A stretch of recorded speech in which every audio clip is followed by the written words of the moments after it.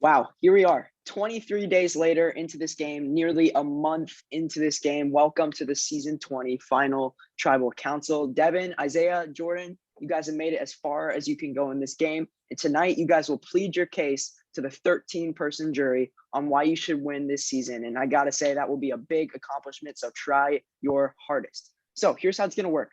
Jonah and I have come up with a layout for this FTC. So we're going to start with opening speeches. Each of the final three members will have 10 minutes for opening speeches. And then we'll go into jury speeches, where we'll try and go in order based on who's here and who has to go first with jury speeches. You guys will get unlimited time to say what you want to say. And then we'll hop into closing speeches, which with the final three, which will be, you guys will have 3 minutes to do those. And then hop right into the vote. So with that being said, I've already decided by a wheel spin who is going to go first for the final three, and that person going first will be Isaiah. So, Isaiah, I will pin you really quickly. And you have the floor. I can start now. All right, good. All right, so hello everyone. I just want to start off by thanking every single one of you because each of you played a role in my game and the reason why I am sitting here today. I couldn't have done it without all of you. So I want to start off by thanking you. Now, I think what differentiates me from the two finalists is my ability to position myself throughout this game strategically. Beginning in the pre-merge portion of the game, I feel like it's meant to make connections, alliances, bonds, provide a strong foundation going into future swaps and the merge to come. I didn't go to Tribal on Buala, so I'm going to start with the first Swap Chambu tribe. On this tribe is the beginning of my foundation beginning to form. So with the Pac-Man Alliance consisting myself, Winston, and Andy. So, however, going into another swap, the alliance could have remained intact due to Andy heading into Exile Island. So I made the effort to reach out to other people within the tribe. Justin came to me and proposed a plan to blindsiding Ella, which aligned with my motives as well as my alliance. And so I saw this as an opportunity to increase my social capital within the tribe to add additional tiers into my foundation.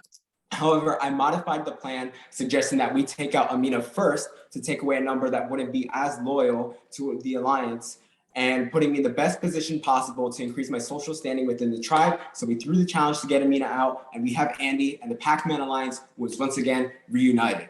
I continued building a strong foundation by adding eventually Justin and Makai into the alliance, and this alliance was called Blindside or Us. This alliance was responsible for running the Ella vote and the early merge, voting out Stallings, Nick, Alex. However, you guys may not actually know is that I had connections from the other side, which provided me information as to where they were voting, alliances, connections, even the location of McGuire's hidden immunity idol. I knew the second we had merged that Stallings didn't have it. A lot of people felt like Stallings was the one who actually had it. So this gave me the information to easily target Stallings and vote him out of the game. So I suggested voting him out to my alliance. It was best for my personal game because I felt like Stallings was somebody who I didn't have that much of a connection with, and I definitely saw him as a bigger threat later down the line.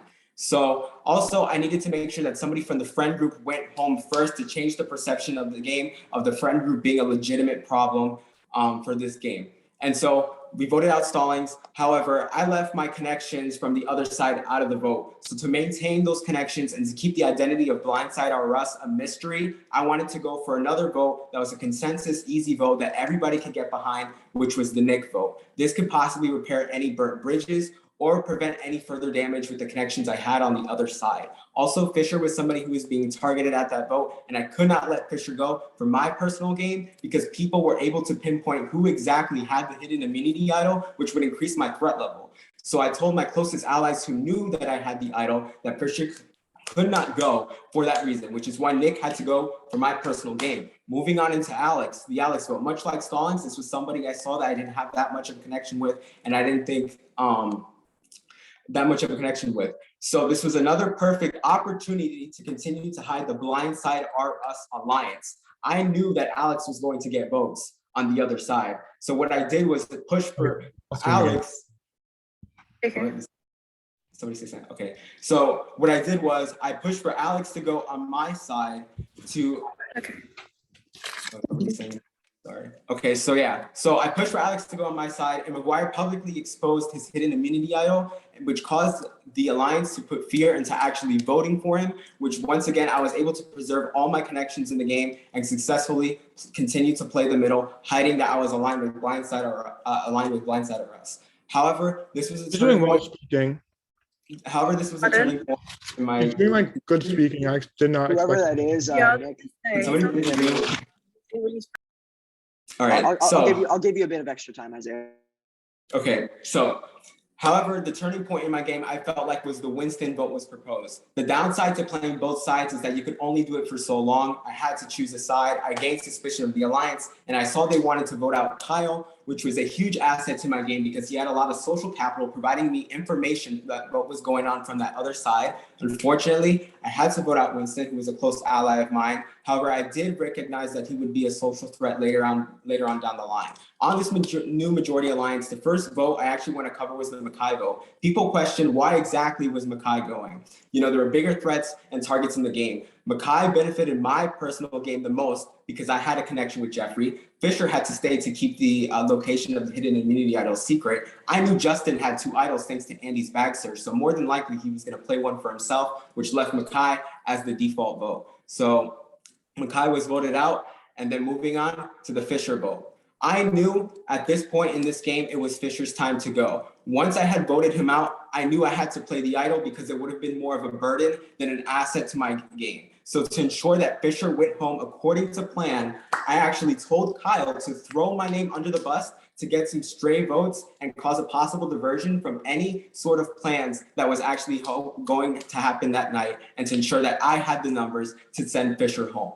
And then moving on to the Lorna vote, which I think is probably the most crucial vote for my game, and probably was one of the biggest moves because it allowed me to be in the greatest position possible for the end game. It was important for me to take out Lorna, Jordan, or AJ because they would have only taken each other at the end. And I needed to keep shields for me in the end game to ensure that I had the best possible odds in surviving my biggest roadblock, which was Final 5. This worked out successfully. I survived Final 6, 5, without an idol, without a necklace, where I was the most dangerous and the most vulnerable in this game. I won 3 individual immunity challenges. I had a dragon. I had an idol that I didn't need to rely on. Instead, what I felt like I relied on in this game was my ability to strategically position myself in the game. Most people assume that the perception having a strong social game is having strong ties with everyone within the game. But my personal opinion, I think having a strong command of the social game is knowing where you stand and what you are capable of doing with the position that you are in the game.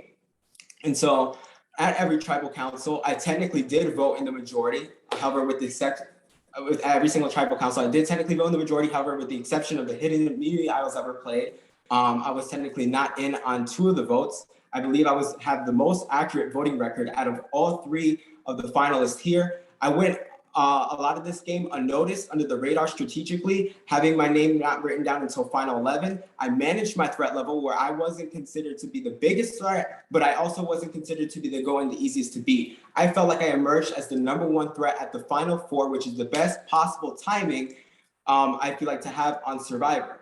So to end my opening statement, I actually like to reference a Survivor player, Sarah Lucina. The first time she played like a cop. The second time she played like a criminal. I felt like I played this game as a criminal who was disguised as a cop. People would come to the cop, trusting the cop with information, filling reports on crimes, providing information on who they think the criminal is. Little did people know in this game, I was the criminal the entire time. They were giving me information, and they were actually unknowingly my accomplices, helping me commit my crimes. I always kept people around who can be seen as larger suspects in this game, so they would get caught instead of myself. I also tried my best to clean my tracks, getting people to trust the cop and voting them out to get rid of the evidence. I feel like this is my game. I hope you guys respect the way I played the game. I've definitely played my heart out, and I'm glad that I'm sitting here, and I'm looking forward to answering any questions you may have for me. Thank you. Okay, thank you, Isaiah. Devin, Jordan, is there anybody that wants to go before? I can go. All right, Devin, you have the floor. Okay. Firstly, thank you all for being here. I'm just gonna gloss over my game. So overall, my game was a game of information, timing, and playing. All right. So coming into the game, my initial want was to lay somewhat low, but I quickly realized that was not possible because of the person I am and just because of the preconceived notions that I had. On my original tribe, Andy immediately told me he had the hidden immunity idol, and that was the first bit of information that I used to socially position myself. Once he told me that, I was then blamed for this hidden immunity idol, and I needed Andy to know that I was a number because I might need that idol later on down the road. So I was willing to take that blame, which then set me up really tightly with Andy as my number one. So I knew I needed to fall for that. Ella, I then found out through Andy as well that Ella made a split, and yeah, I found out through Andy that Ella had made a split vote plan to split on me and Elijah, with me going home with the initial idol or force me to use it. Now, at this point, this is when my game had to kick off. Before I went to a single tribal council, I already had a target on my back. He told me immediately, and I know it wanted me out, which comes into play later. At the Matt Eberly vote, I wanted to keep him in because I liked him a lot, but I was forced to convince the people who were working with me to go against the original play, which was me, and take out Matt Eberly over myself. That is the first tribal council I went to, and already I started playing the game and convincing people to vote with me. At the JKP vote, my name was thrown out again heavily, and this is where my game began to kick off even more. I lined with the people on my tribe and threw James' name under the bus as much as possible, and I was able to survive that because of the amount I was throwing him under the bus. Other people had a heavy influence in that as well, but I was the first one to throw that name out. Then at that point, we swapped. The swap was not great for my game, but my main goal was, as long as it's not me, I need to survive. There was a trio in power at that point, or what was recognized as a trio in power, being Justin, Winston, and Isaiah. After Amina flopped in the charades challenge, I know it said that challenge was thrown, but I was killing that challenge and Amina flopped in it. Everyone wanted her gone. Now, this is when my game and my personal reasons for being in the game came into conflict. As a Black man, I didn't want to see another Black person go home pre-merge. I've made this very clear. If I could help another Black person, I would. Because the game is harder for me and people who look like me to do well, and I wanted to support the other Black people if I could. Unfortunately, me trying to save Amina got me in a lot of trouble to the point where I almost went home, and I had to vote Amina to stay.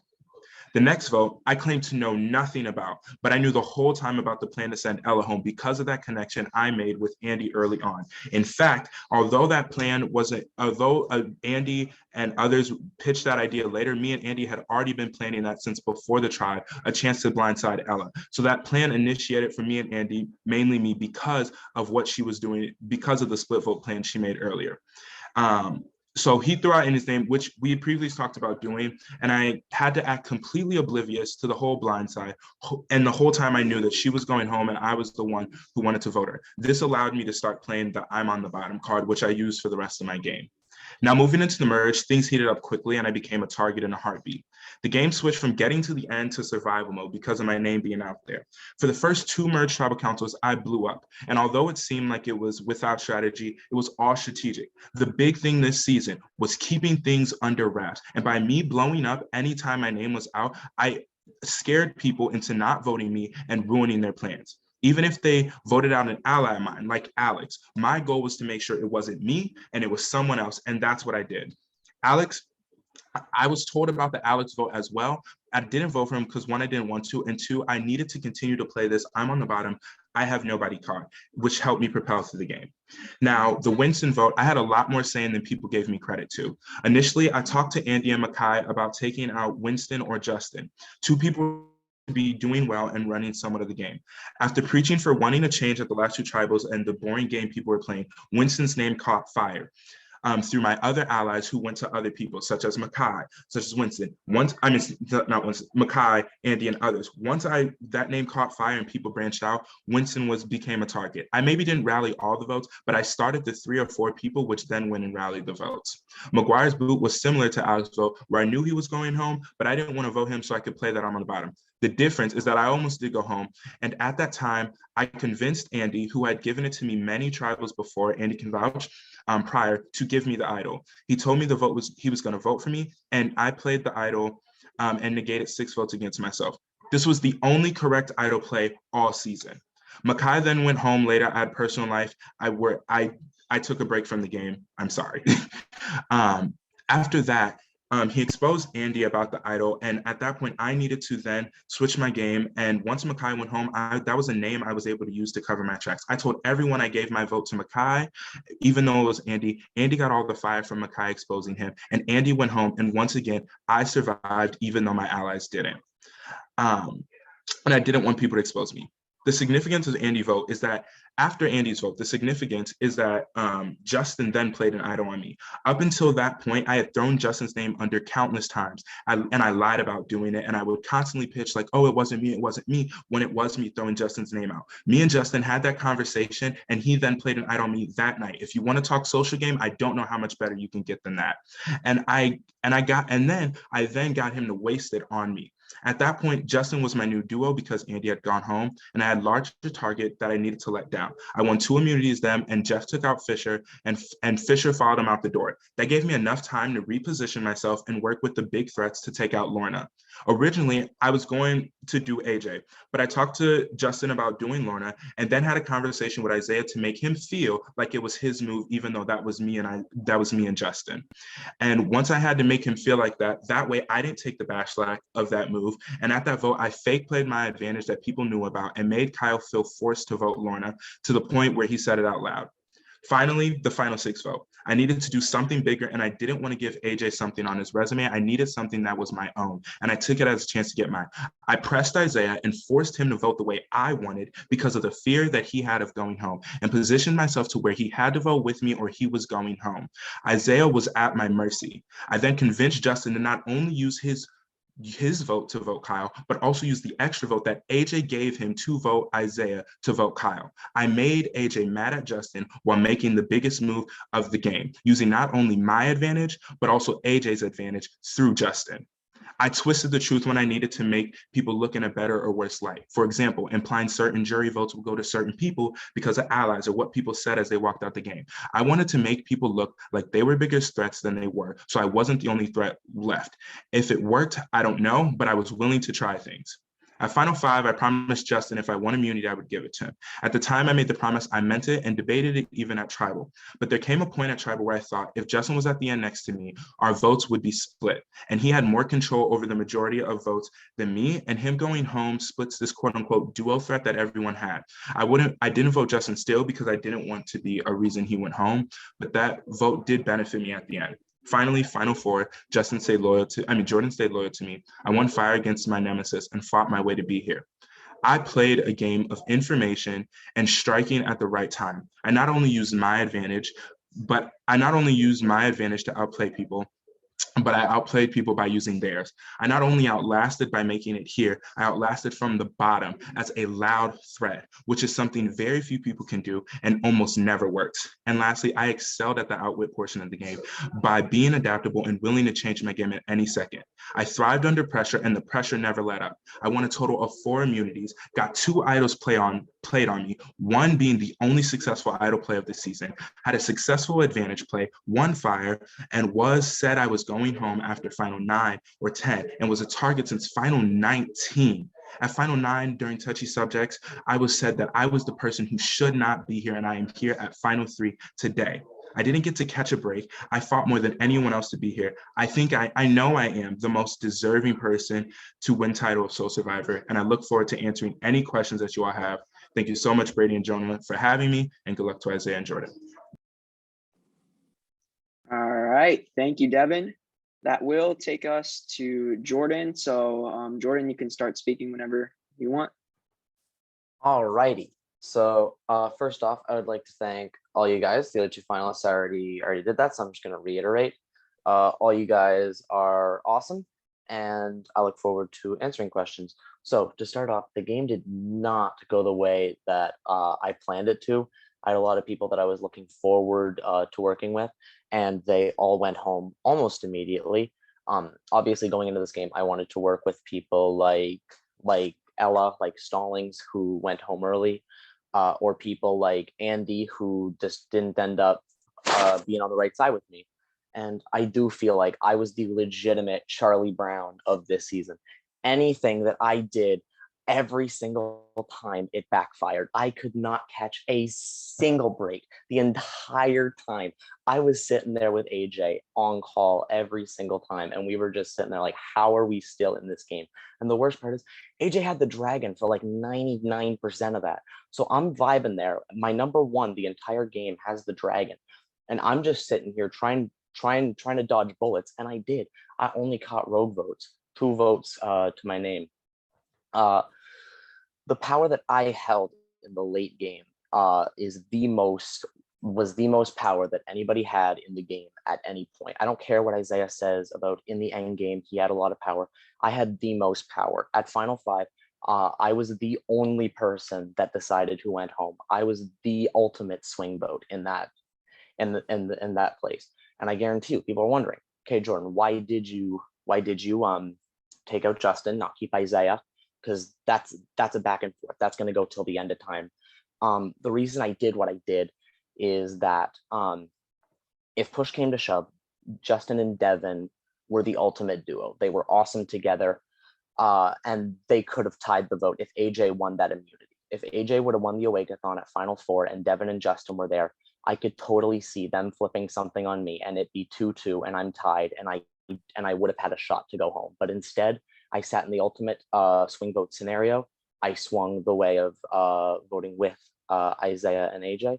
Justin goes home, and then I have a 0% chance to go home at Final 4. I was able to tell my parents at Final 4, hey, yo, I'm at FTC, I'm vibing. The one time, like, I did not hear my name, despite being on the bottom, sitting there with AJ the entire time.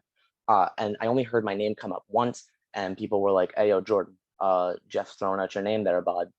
And so then, bada bing, bada boom, Mr. Worldwide is a step in the room, immediately hop on the Jeff train. There were votes. I did suggest, hey, yo, like, can we go to Jeff? I go to Isaiah, even though Jeff is his number one ally. He's like, it's about that time. Boom, timing. Take out Jeff. Both of these players that are with me have played phenomenal games, but I do believe that both of them relied on immunity way more than I did.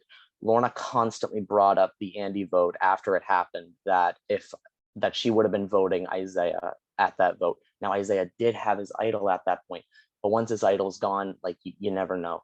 And Devin also had to win most of his comps out of necessity. I just use social prowess. Normally, I use my physical game. I win immunities. I do stuff. This game, I didn't have that luxury. I flopped at most of the comps, and it was very, very sad. But I was a cockroach. AJ and I were just chilling there, and no matter how many stabs I took, no matter how many allies went home, I'm still here and I'm still fighting. I look forward to hearing your questions. Contrary to popular belief, I'm not an idiot. I know that I need this FTC to swing votes in my favor, but doing this is the ultimate challenge. It would kill 2 birds with 1 stone, defeating the stigma that I can't perform at FTC, and also trying to get that fat dubski. Thank you very much. All right, thank you, Jordan. So that will take us into the jury segments. I've had requests from 2 people to go first. That's between Stallings and Winston. So who really, I'm the first like, juror Winston? anyway. Winston, are you okay with going after? Yeah, I got some time. Stallings can go. All right, go ahead, Stallings. Okay. Brady, how long do I have? You have as long as you want. Okay. Well, I won't waste everybody's stuff. So, in season 10, I proved that you do not always have to play the best game to be the one who wins. It just depends on how you explain it. So for a legend season, I decided I'd have a legendary jury speech. So here's what I'm going to do. Some of you may know that I'm a friend's house. So with perception being reality, you have... Did he glitch for anyone else? I say why you deserve... Stallings, you glitched. He's here. He's good. You're good now. You hear me? Yep.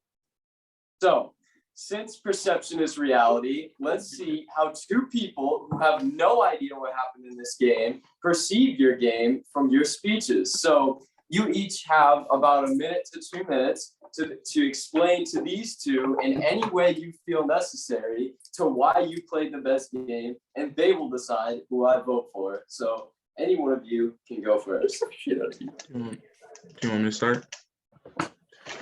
Okay, I can start.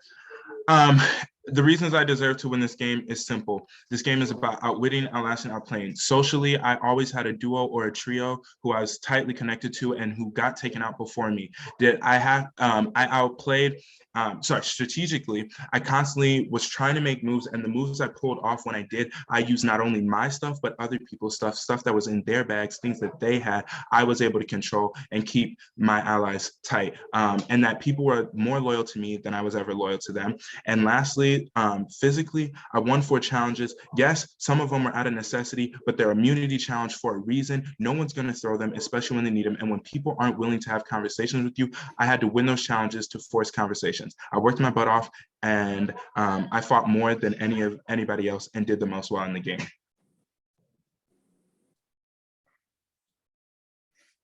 Thanks, Devin. One of you next. Go next. Devon, I'm a big fan of you, bro. Isaiah, do you want to go or do you want me to go? Come on. You want to go? All right, I'll go.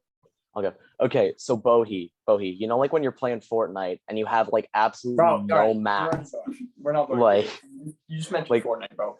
but You like you know lose. when you have like absolutely zero You mats lose. and you have like 13 health, bro, and I'm just chilling there, and I've got no guns, no mats, but I somehow find a way to get that victory royale, bro. There you go. That's it, Jordan. Nice. So I guess I'll go next. So I think the reason why I played the best game is I was able to position myself throughout the game, I think, better than everybody else in this game. I was always on the majority on every single vote. I always knew where the votes were going, with, of course, the exception of idols and advantages and things like that. But I always still was always in the majority. I positioned myself where I was never the biggest threat, and yet I was never on the bottom, which made me survive the end game. I kept these big threats around, so I was able to get to the end. People saw me as a huge Awake-a-thon threat, which is the final immunity challenge. Everybody said that letting me get there, nobody else stands a chance. But I was able to position myself, keep people in the game where I was able to make a compelling argument as to why they should keep me, to actually get me to that point where, guess what? I won the final immunity challenge. I had 3 challenge wins. I had an idol I didn't even need, and also a dragon, which is essentially like an immunity necklace. I felt like I didn't actually have to rely on guaranteed immunities. It was because of the way I positioned myself, the moves I made, the certain timing when I voted people out of the game is definitely, I feel like, what got me there. And I feel like the trust and bond I built, because one thing also is about my hidden immunity idol, probably my biggest secret in the game. Several people actually knew about it. People were covering for me. I made always plans sell to people that it actually benefited their game, when in reality it actually aligned with my agenda and what I wanted to happen. May I respond at all? Not out of the interest of time, no. Okay. So the reason I did this is because the reason sorry, my camera's on off. The reason I did this is because in this legend season, if you really deserve to win, everybody should know you deserve to win, even people who have absolutely no idea what you just talked about. So whoever I vote for will be decided by these 2 goons over here, and I'll let the next juror go. Thanks, Brady and Jonah, for having me. All right. Thank you, Michael Stallings. Winston, do you need to go next? Yeah, because I got a girl coming soon, so I gotta get to Ooh. that, obviously. All right, go ahead. So I'm gonna say a few things to you 3 finalists, and I don't need you guys to respond at all. Just I want you to take what I say to heart and just hold it inside of yourself. So I'm actually gonna start with Jordan on this one. Jordan, frankly, coming into this game, I thought you were a super chill dude, and I thought you were awesome. I really wanted to work with you. And watching you play throughout the season was frankly disappointing and upsetting. It seemed that you were happy to just lay back and watch as the game passed you by. And that kind of hurt a little bit, seeing that happen, because from what I had heard, you were one of the most epic players. And I didn't see it, and I don't know if any of the other jurors saw it, frankly. And I don't get it, man. Because like, you get invited back to this season, and I just didn't see the fire in you. And that bummed me out a lot. And I wish I saw that. So I don't think I can vote for you tonight, frankly, based off the fact that you came in here with that perception from me. So I don't see it, man. I'm actually gonna go to Devin next. Devin, I want to congratulate you on a few things. One, you were a loud threat. You were out there. You were open. You were very clearly passionate about this game. And I was actually going to say earlier in the speech in my first draft that I wanted to see that strategical, methodical thinking that you had. And you perfectly laid it out. So I want to say big ups on that because that is what I missed in your game. I didn't know if all of it was intentional or if it was just emotional. And I'm glad to see that there was, more thought put into it. I am going to need building on your game though, so I'll be watching some of the other jurors things. So I'm just going to need to see more of it. And yeah, that's really all I need from you tonight. Isaiah, I'm actually going to get a bit personal with this one and emotional about it because on the night of my vote out, you ghosted me. You didn't respond to me, and that hurt. That was frankly very upsetting, and it caused me to go way deep to the other side to push for Kyle way harder because I felt that when I needed you, you shut the door, you locked it, and you burned the key up. And it was really hurtful because I thought we had something really good going. However, I do believe you played the best strategical game this season. And I think you thought out each move clearly and you were defined. But personally, you burned me. And that didn't feel very good, especially when we worked together for so long. And I think I made it very clear how much I wanted to work with you. And when time came to, help a boy out, tell him, hey man, it's good, your name's out there or anything, you didn't do it. And that hurt, man. That really hurt. I get it if you thought I was a threat, but not responding to me, that was brutal. And that is really all I have to say for each of you guys. I think you all played very different games. And yeah, I hope you guys don't get burned too hard by the rest of this jury. And just act like I'm a spectator for the rest of this time. Thank you, guys. Thanks, Winston. Thank you. All right. Thank you, Winston. That would take us to Nick. He will be here eventually, so we'll get to him later on. So that would take us to Alex, who's also not here. Winston just went, so that would take us to McGuire, who's also not here, who will come later. So that will take us to the sixth juror, and that is Makai. So Makai, you can go ahead and speak whenever you want to. Of course, he's not here. Is he not here yet? I don't know. I don't know where he is. He's on mute. Yeah. Oh my god. This guy Makai needs to gets one actually- opportunity to fucking speak and he blows it as normal. I'd appreciate it if he actually pays attention. Let Trying me to fix the gap before he gets on camera.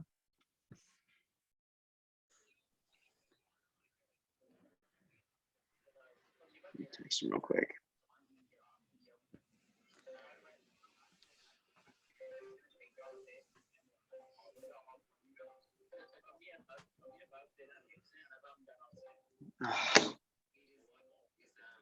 All right, well, you know what? We'll go back to, actually, ask him to unmute.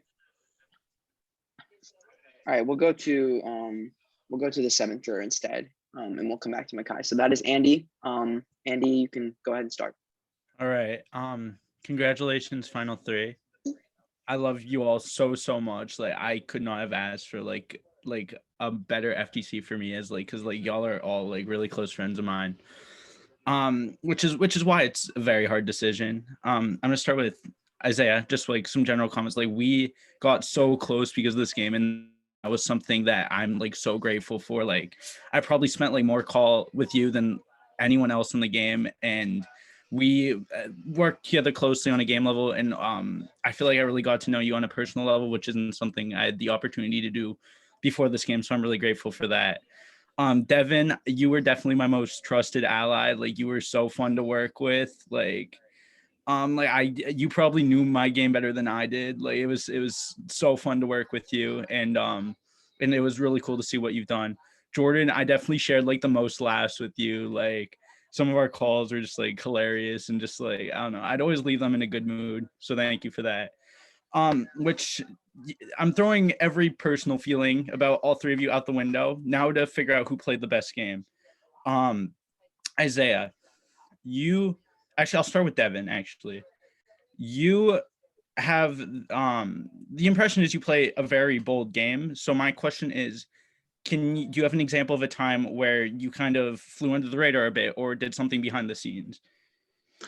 Yeah, so one of the times I was able to fly under the radar was the elevote. I was able to just lie and say I had no idea what was going on. I had no say in that whatsoever. I was able to just say, you know what, I had nothing to do with it. And I did the same thing later on in the game when it came to the Jeff and the Fisher vote. Those were the times where I took the time to chill out.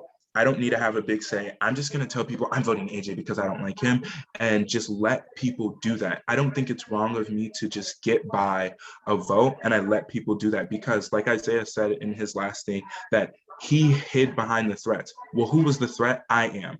I was that threat. And his strategy was to hide behind them until we could take him out. I was the only way that strat works is if you take out that threat. And because I spent those times to back off, he couldn't take me out and he failed when he tried.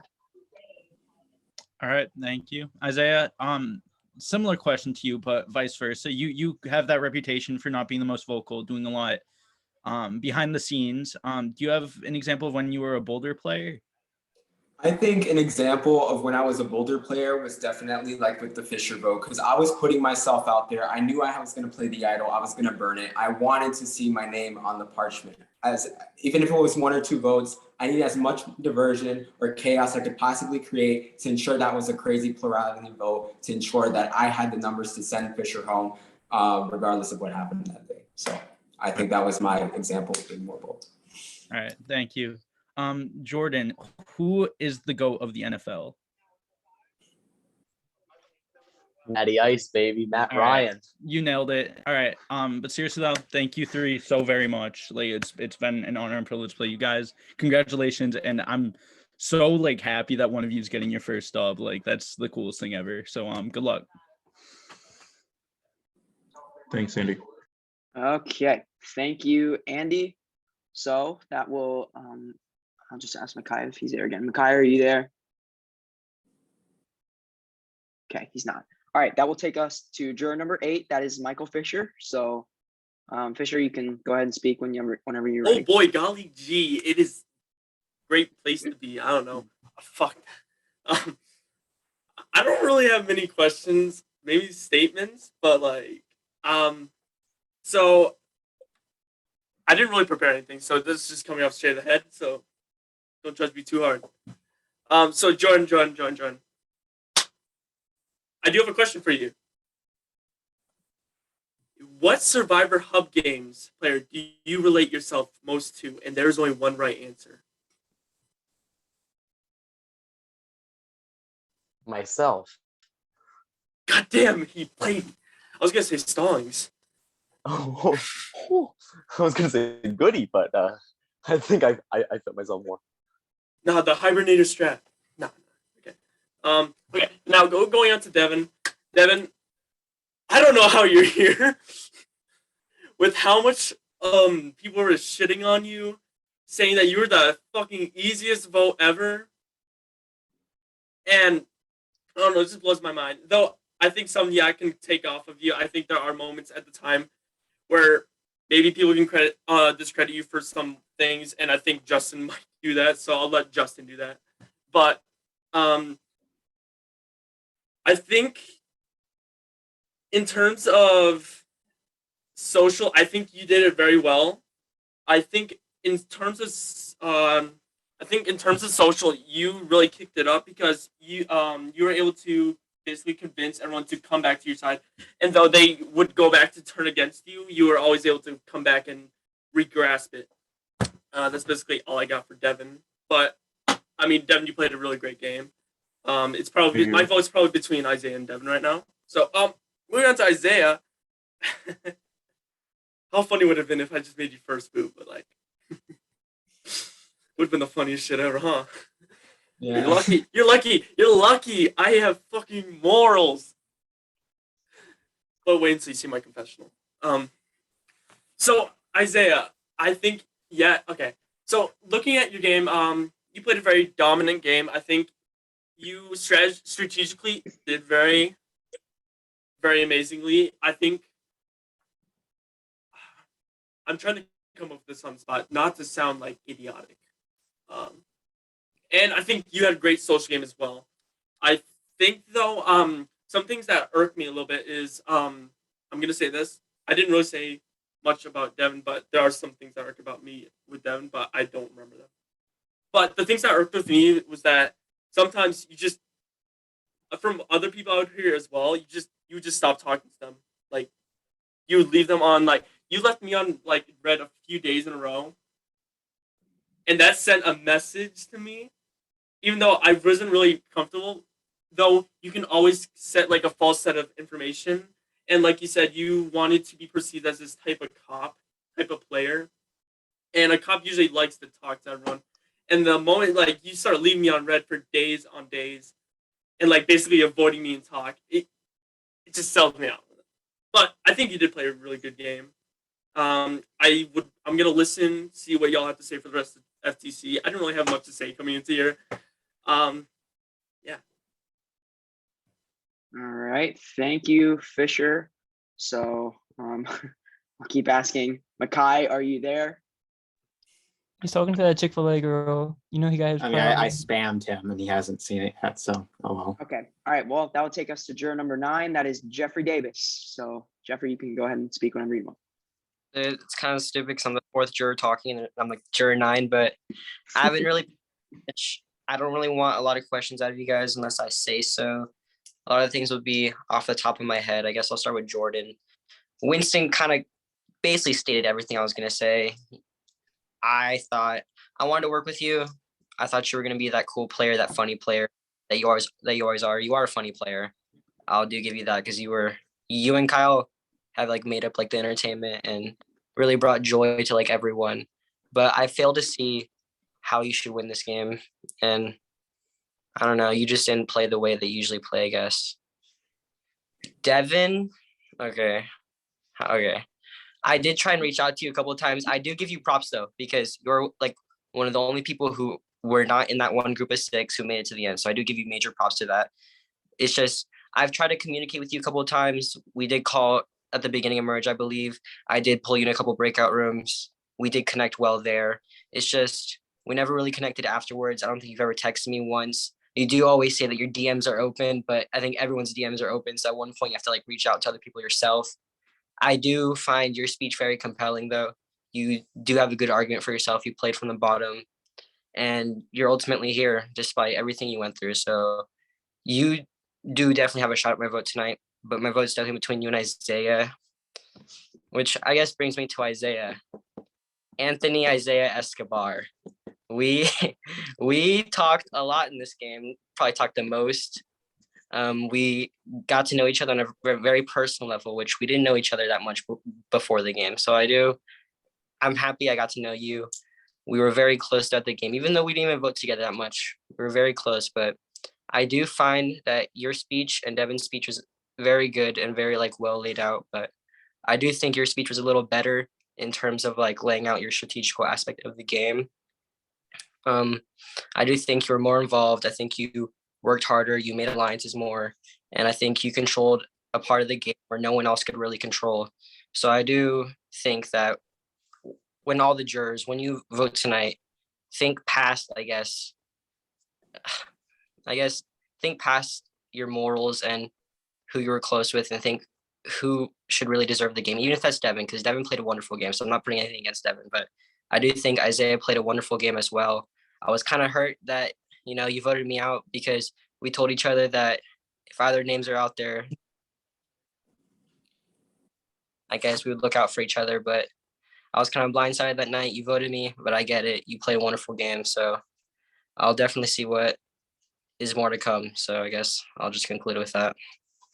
Can I respond? Can we Jeff? respond? Oh, Yeah, sure. Okay.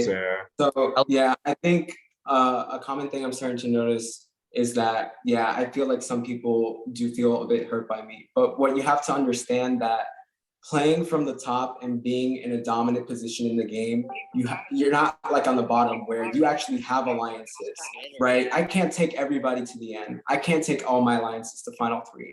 I'm put in a position, being in a dominant position where I am forced to vote out my allies. And Jeff, I did tell you that I would protect you to the best of my ability. I really did tell you that. Your name did come up in those group chats. I was trying to get it away from you as much as possible. Unfortunately though, your time was up. There was not much I could have done. It was beneficial for my game to vote you out, and I hope you respect from a game level and as a player that I had to do what I had to do. Can I respond to?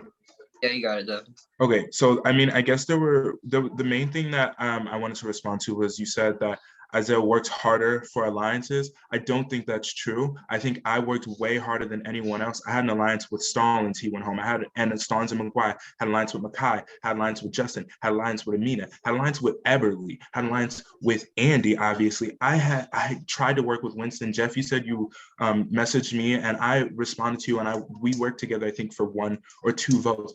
The difference was I had alliances and I was able to adapt and move. He stuck with his 6 and then picked off people of his 6. I moved around and I worked to build multiple alliances to get by 1 vote, 2 votes. That was my goal, and to make sure that I wasn't going home. All right. Jordan, you want to say anything or should we move on to the next juror? There's not really much to say. You didn't really give me anything to spring off of other than that. I mean, on the surface, my game may look disappointing, but you guys got to understand the hand I was dealt and the amount of allies that went home early. Like, obviously, my number 1 was going to be Ella. I had to scrap that almost immediately. I legitimately had to scramble for every single vote just to keep myself alive with the amount of chaos that this game had with no security at all times.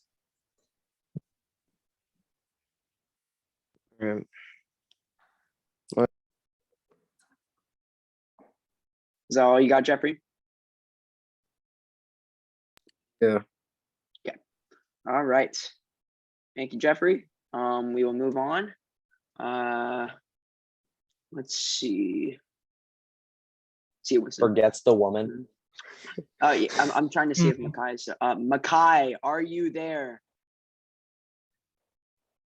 There he is. I spammed him. He's He's not. not. Put him after. Put him in the end of the line. He missed his shot. Make him All go right, there. Makai, it's your turn to go. You were gone for like a long time, so go ahead. My fault. I was asleep. I said, boy, I don't even. You know what, bro? I'm about to just steal something from the DM team side because I don't even got no speech for real. So, for the final 3, Devin, Isaiah, and Jordan, turn around. I think Justin should know this. So right now, I'm about to say, everyone from the jury, and raise your hand if you think you're going to get their vote. So we'll start off with Stallings. Okay. Nick.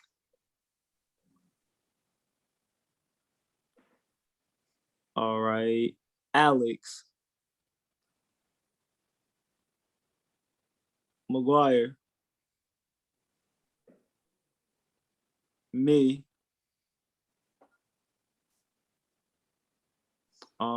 Fisher. Oh wait, I forgot about Andy. My fault. Andy. Jeff. All right, Lorna. Kyle. Justin. And AJ. All right, now I can get back around. All right, that's it, low key. All right, next, hurry up. We waited that long for that. Anyways. All right, thank you, Makai. We will move on to Lorna, juror number 10. All right, hello, welcome. Hi, Final 3. Nice to see you guys. Even though I'm pretty sure all of you voted me, it's really nice to see you. Joking, of course. I'm gonna start with Devin on this because Devin, I don't really have any questions for you. I absolutely adore your gameplay. I love how hard you fought.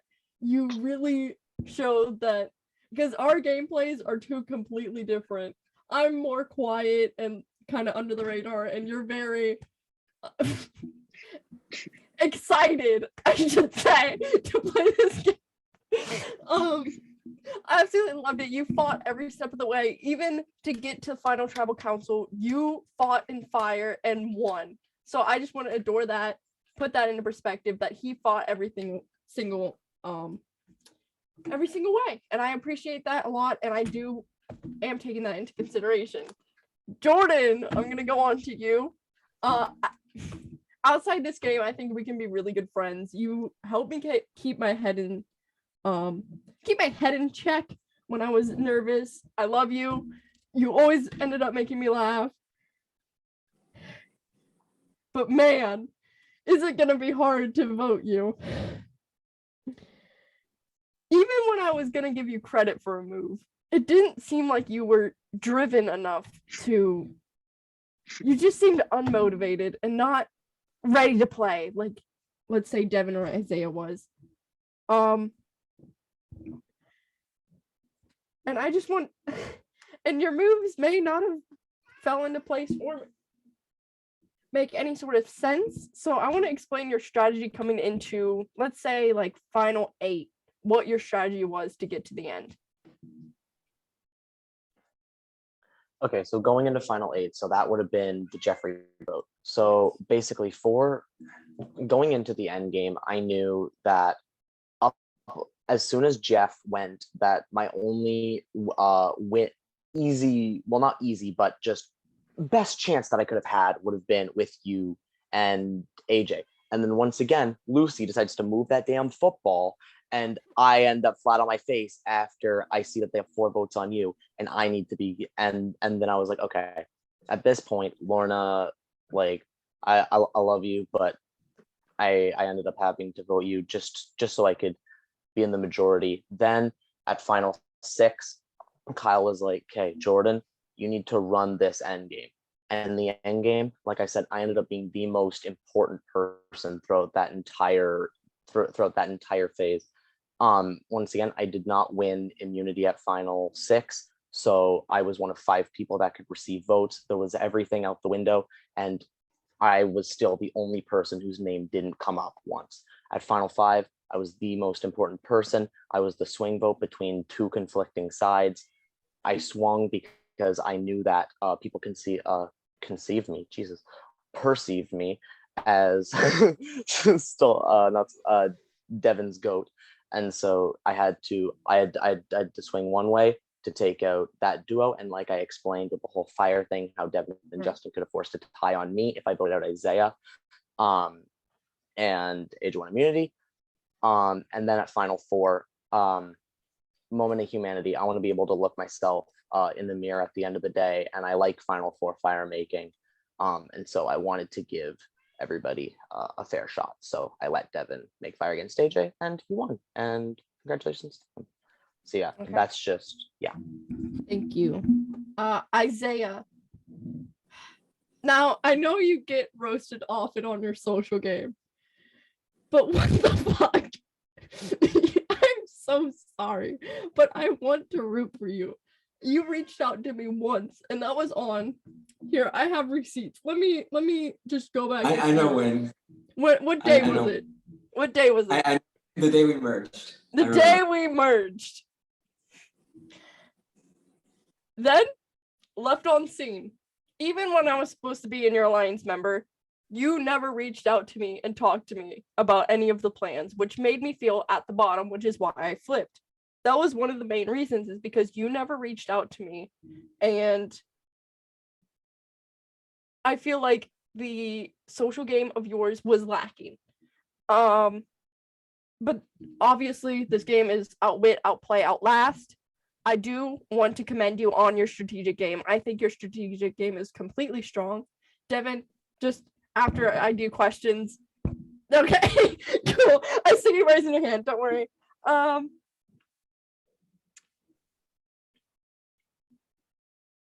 And you did make it a point that you thought I would only bring Jordan and AJ to the end. My options were completely open. I definitely wanted to bring one of them. I didn't know who. I wanted to bring one of them because I knew I could probably beat one of them. No offense, Jordan and AJ. But I completely thought I could beat one of them. and you said I wouldn't have brought you. There was a chance I would have brought you if you were open to talk to me. So I just want you to explain, from someone who has never heard you speak before this final tribal council, why I should vote you in the end. All right, so Lorna, I just want to touch on the social game. I definitely agree. I could have made a lot more of an effort to reach out to you. I feel like, in this game, certain people gravitate towards certain people. We're going to be closer to others, right? However, I also think that I don't want to hold you accountable because I definitely do own it. I definitely should have reached out to you more, 100%. My fault as well, right? Like my fault, right? But I feel like when it comes to making bonds, relationships, and getting to know people in this game, it's a two-way streak. I feel like both people have to make an effort to make something happen in this game. Again, I'm not saying it to like knock against you or anything because I do own it. I feel like you, out of everybody in the game, I probably did speak to the least. So I apologize for that. But I hope you could recognize the amount of effort it did take me to get me here strategically. And I admire the dominant strategic game. And even though I did not have that much of a bond or relationship with you, I think there are other people on this jury, and you heard it tonight, that I definitely did have a social game with certain people. People did feel close to me. I did have bonds and relationships with everybody. Unfortunately, I couldn't have a relationship with everybody in this game. I feel like the misconception of a strong social game, people think you have to have a close bond and relationship with everybody in the game. I don't think that's necessarily true. I think also part of a good social game is being socially aware, using your voice, perhaps the art of persuasion, manipulation. I also think having a good social game is being, again, understanding the position you currently are in the game and what you are capable of doing. I think that is showing social awareness, and I think that also falls under social game. I apologize, again, not getting to know you as well, but hopefully if this is all over, maybe we can have a nice chat or something. So I'm done. Well, we'll have coffee. Sure. Devin, I saw you raising your hand. I will give you your chance to speak. Yeah, I'm sorry if I'm talking too much. I just care a lot about this. No, of course. I want to get my game fully Yes. expressed. But Lorna, I know one of the biggest things about why I'm here and the biggest downfalls is people don't see my strategic game. I want to explain how even deeper my strategic goes with you. When it comes to your vote, me and Justin had a conversation. We realized that, oh, she feels on the bottom over there. So even I was strategic to the point where even with touchy subjects, even though I didn't think you were the biggest go, I voted you as biggest go on both things so that you felt like you were the biggest go and needed to make a move, prompting you to flip on our side. You said you flipped because you felt like you were on the bottom. And I think I contributed that with touchy subjects by even putting you up there as on the bottom, even though I didn't think you were, and putting you up as a go. These things went into your mind and made you feel like you were on the bottom and didn't have somewhere to go. And guess who you're going to do? And I went Work with the people on the bottom. Yeah. All right. Okay. I just want to say I love you all. I love the jury. Thank you, Jonah and Brady, for letting me play again. Absolutely adore this game. To the final three, good luck. I respect you all as people so much, but it is a game in the end, and my vote will be going to the one I think is best. All right. Thank you, Lorna. And Michael McGuire just popped in, so I'm going to let him go next. McGuire, you can go ahead and go. Sorry, Justin. Okay, so I literally haven't been able to see any of you guys talk to me or talk to, like, I haven't been witness you guys talk yet at this FTC. And I will say my mind is completely free at this FTC. Jordan, I will say, I'm gonna be completely honest. I do think Isaiah and Devin's games have been slightly better than yours, but I'll hear what you have to say onwards. And yeah, okay. So, Devin, I have a question for you first. I'll start with you. Were you did you know I was going home on my vote? Yes, and I was okay with it. Okay, that's fine. You know what? I respect the honesty. It's all good. It's all good. It's all love. You know I won't be bitter in any way. You know me. Isaiah, what was the biggest move you did this game? I feel like the biggest move for me when it came to getting a pathway for me to the end was the final 7 Lorna vote. I am convinced that if I don't take somebody out that is not, I'm convinced if I take someone out that is a bigger threat, I wouldn't have any shields to get to the pathway to the end. Everybody knew I was the biggest Awake-a-thon threat. So nobody wanted to let me get to Final 4. With keeping big threats around at 6 and 5, I was able to make a compelling argument and persuade people as to why I am beneficial for their games and they should keep me. I didn't have an idol. I didn't have a necklace at 6 and 5 to save me. I only relied on myself and my positioning in the game to get me to final immunity, and I also won that challenge, earning my spot in the final 3. Okay. Somebody call 911. Yeah, I partially agree, but personally, if you're basing it off of a Lorna vote, no disrespect to Lorna, but Devin, I think personally, from my eyes, Devin's vote on me is one of the moves of the season. Like, no disrespect, it was a great move. No, I just feel like for me to actually get to the end, that's what I have to do. Like I feel like an important part with my game was positioning myself so that there was a pathway there. Like everybody knew I was the biggest threat for Awake-a-thon. I had to do that for me. And the thing that people often forget in this game, for you to even have a shot to win the game, you have to get to the end first. And that's what I had to do to get to the end. Okay, and finally, Jordan, I'll ask you just one question. I've already asked you this, but you can ask it. You can answer it again. Did you take Survivor Stallings more seriously in this game? Is Jordan even here? And yeah, am I here? Jesus Christ, Carrot I'm Man. on my phone. I can't see. Okay, what's up, Carrot Man? What's up, bro? Yeah, I'm gonna give you a more in-depth answer than I did when we were on the phone. Thank you, Nick. Appreciate you. But I love you. Love you too. Yeah, I think at the start I took Survivor Stallings more seriously because at the time when we were doing Survivor Stallings, it was the early pre-merge, and I didn't think I was gonna get voted out pre-merge. That's just not my stilo. And then once Survivor Hub games started picking up, and it was like, okay, it's really time to start picking up my big boy pants and getting going. Then I started to, like that meme where like the guy's like sitting there and he like leans forward during when it gets more intense. That was me. Okay. All right. I'm not gonna provide any more answers. Jonah and Brady, thank you so much for inviting me back. Even for my limited time in the game, I had a fun ass time playing this game. One of the best games I've ever played, honestly. It was a privilege, and best of luck to all 3 of you. All right. Thank you, Michael McGuire. Sorry, Justin, but Nick just popped in. So I'm going to hand it to him since he's the second juror. So unless his Busty Wi-Fi is. Booze. All right, Nick, you can go ahead. So honestly, I might get hit by a car because I'm literally so fucking high right now, and I'm like in the middle of the street. But like, I don't need any responses because I just want to say I don't have anything planned. Okay, wait. I just want to say, Devin, I'm literally obsessed with you. I fucking love you. There's no way I'm not voting for you tonight. Like, let's be real.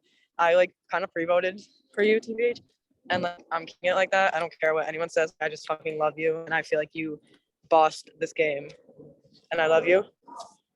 Honestly, Isaiah and Jordan, like I didn't really. This is nothing towards guys because like I went out. Can this plane literally shut up? Oh my god. I didn't get to see y'all play because I was kind of like second merge boot, which is like embarrassing for me, whatever. So I'm not gonna like judge y'all that hard. And both of you two to summarize your game in one sentence. And if you go over a sentence, then like the host, you have permission to mute them. Like,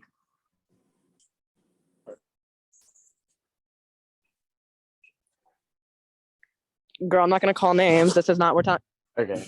Isaiah, do you want to go or do you want me to go? Go ahead.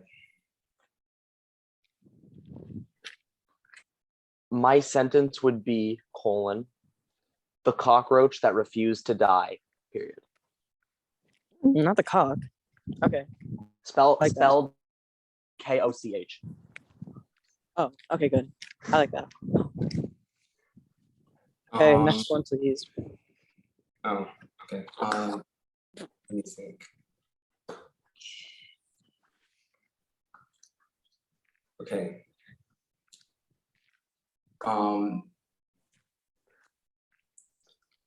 I'd say dominant strategic player with excellent positioning in the game. Yes. Okay. I was looking for like the quick brown fox hopped over like the fence, but like that works. I mean, I could give the analogy. Okay, wait.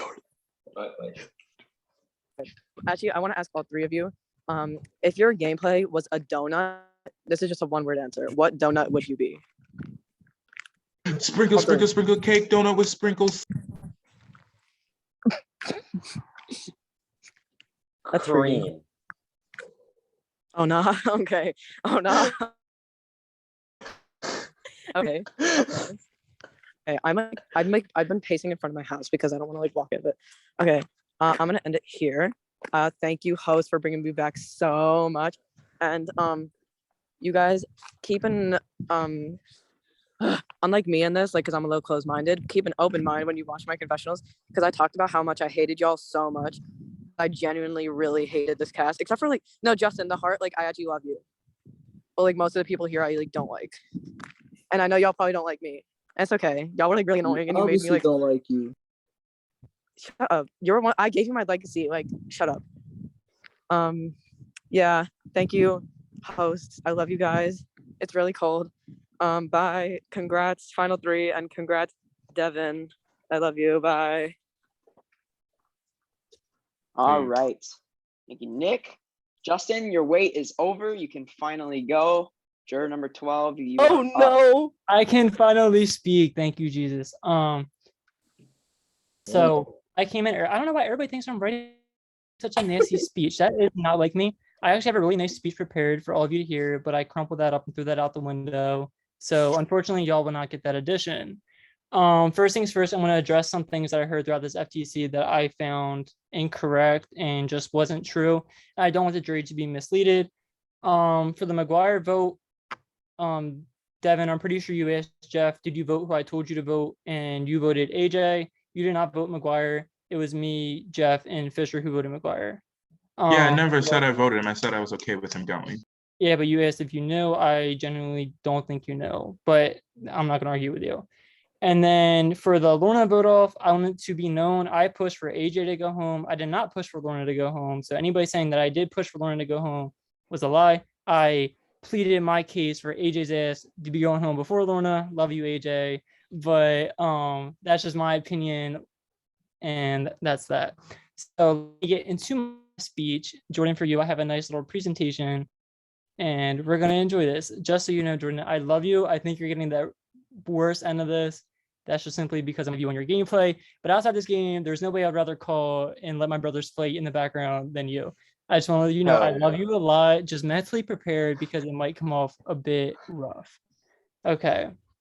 So this is my first time being on the jury in this franchise, as you all know. So I know what it feels like to be in the position that you are tonight. In my original season, the jury didn't cut me any breaks and it held me accountable for everything I did and especially what I said. Tonight, I'm not going to give any of you a chance to sit here and lie to my face because we did that throughout the game. I want you to be accountable for the things that you did. And I actually went back and quoted some of the things that you told me throughout this game because I learned in 16, what you say in this game will come back to bite you in the end. And I want to make sure that the same thing, hopefully, pays tribute tonight.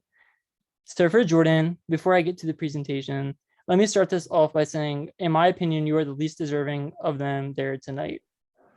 For you, I brought a visual representation of everything I wanted to touch upon. You made a comment in this game that really rubbed me the wrong way and left a bitter taste in my mouth.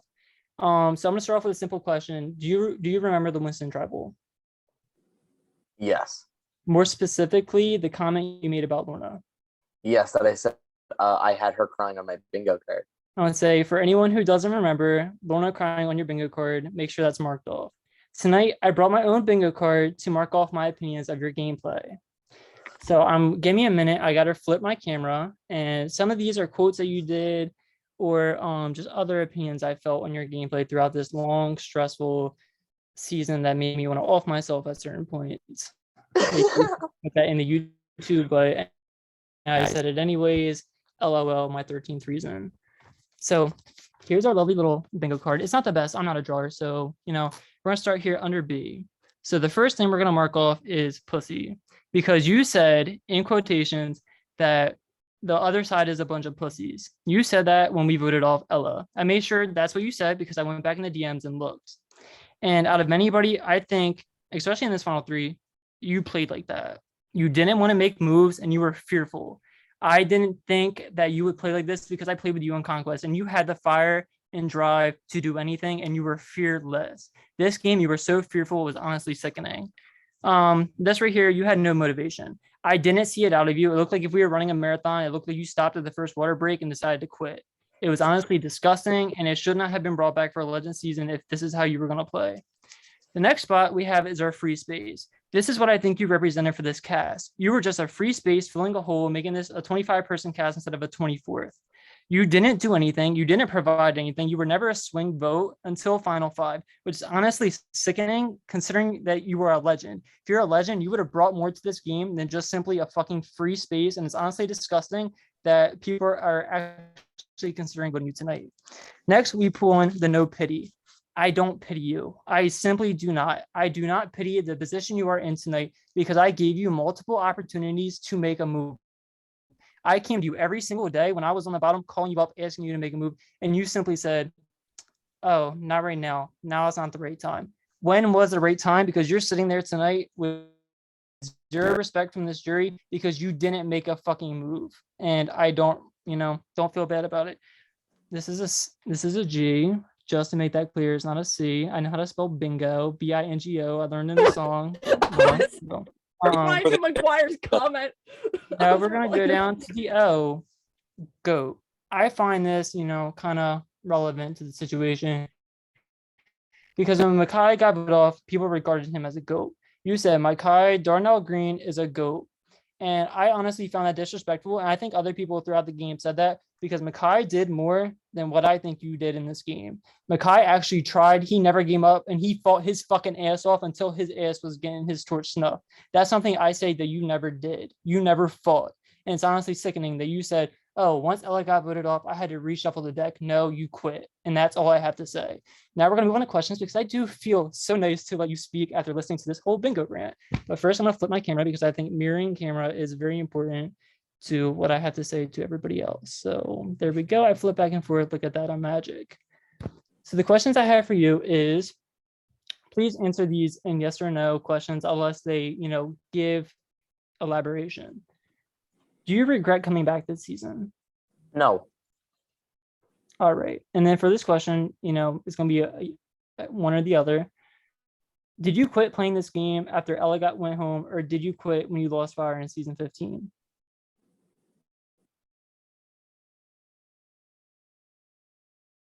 I didn't lose fire. Or however you went when out Ella in season was 15, how did you quit then, or did you quit when Ella went home? Because from me, it looked like you quit before the season began. when Ella went home. All right. Now we're gonna move on to Isaiah. Thank you, Jordan, for being the suffering victim for the first one. We had to rip off the band-aid somehow. Unfortunately, you were the first one I chose. So Isaiah, I have a lot to say.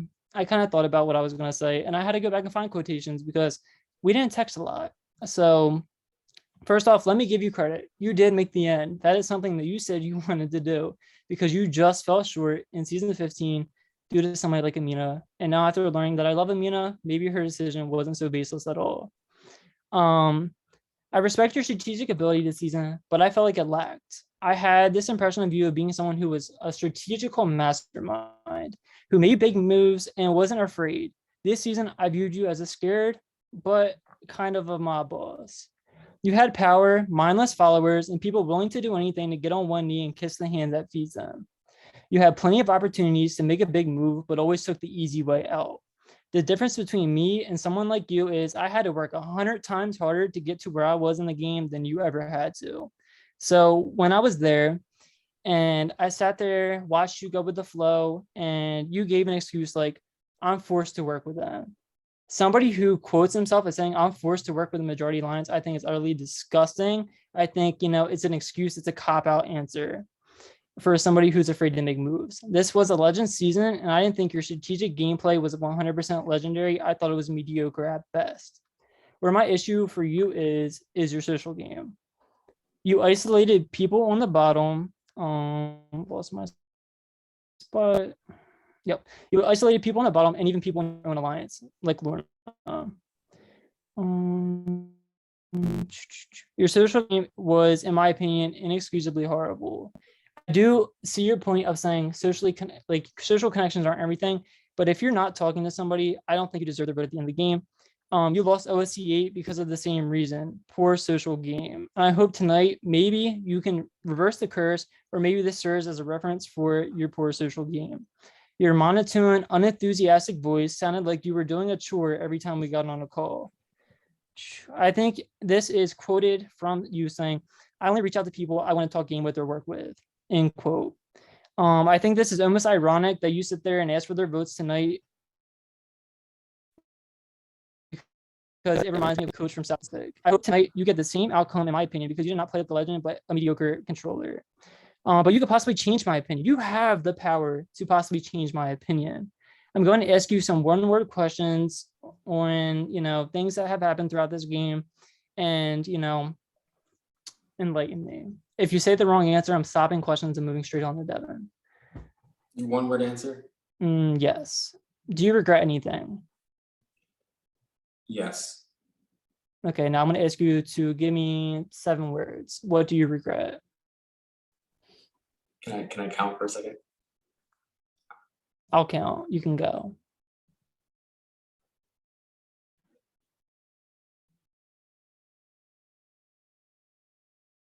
Okay. I would say I regret not talking to certain people. All right.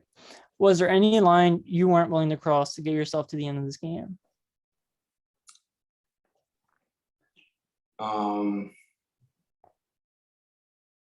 Was there a line I wasn't willing to cross? One word. One word. No, I'm just asking about the question. Was there one line was there any line that you weren't willing to cross to get to the end of the game?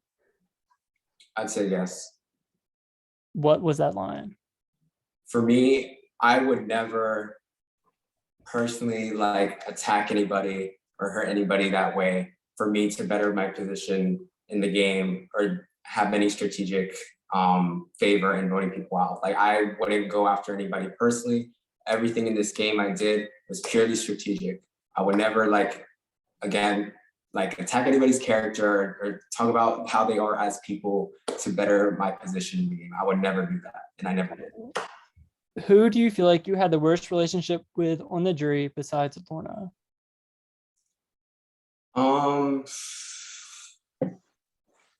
Do they have to be on this call, or can I? On this call. On this call? On this call. Let's see. I'd say maybe